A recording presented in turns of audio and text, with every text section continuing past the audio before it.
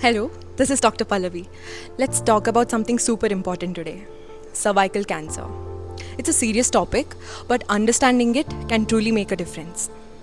And this is not just for women, anyone watching this can learn how to support the women in their lives.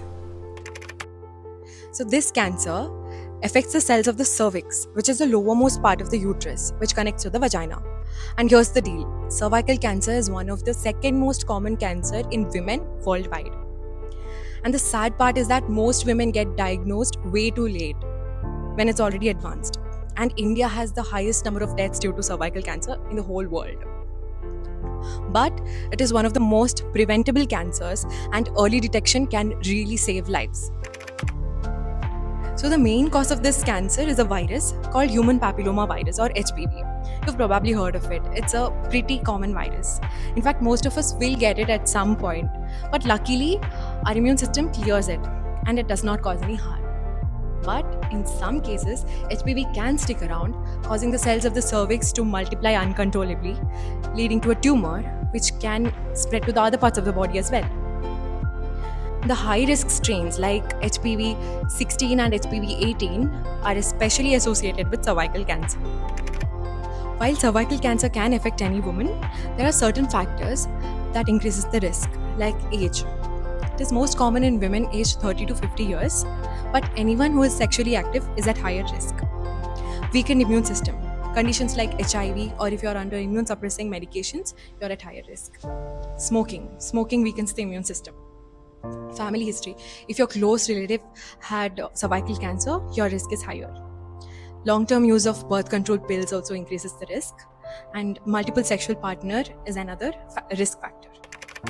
In the early stages, cervical cancer usually shows no symptoms, but as it progresses, you may notice unusual vaginal bleeding after intercourse or in between periods, watery discharge with unusual smell, pelvic pain during intercourse, longer and heavier periods. Just to be clear, if you have these symptoms, it does not mean that you have cervical cancer. But if you notice any of these, just check in with your doctor. Better safe than sorry, right? The good news is that cervical cancer is almost completely preventable, and here's how you can keep it in check. Get the HPV vaccines. If you're between the age of 9 and 26, HPV vaccines can protect you from the strains that cause cervical cancer. But it's never too late. You can get it till the age of 45. Just talk to your doctor about it. Second is get the pap smear test and HPV test done.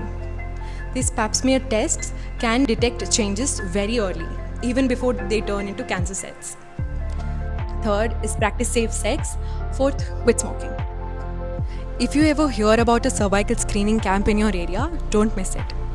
Even our hospital conducts free camps for screening and pap smear tests in rural areas, making it easy for everyone to get tested. Remember, this is for your safety and not to scare you. Early detection saves lives. If you know anyone, like your house help, maid, or any woman who does not have access to these information, tell them the importance. Encourage them to get tested whenever there's a chance, because we all need to look out for each other.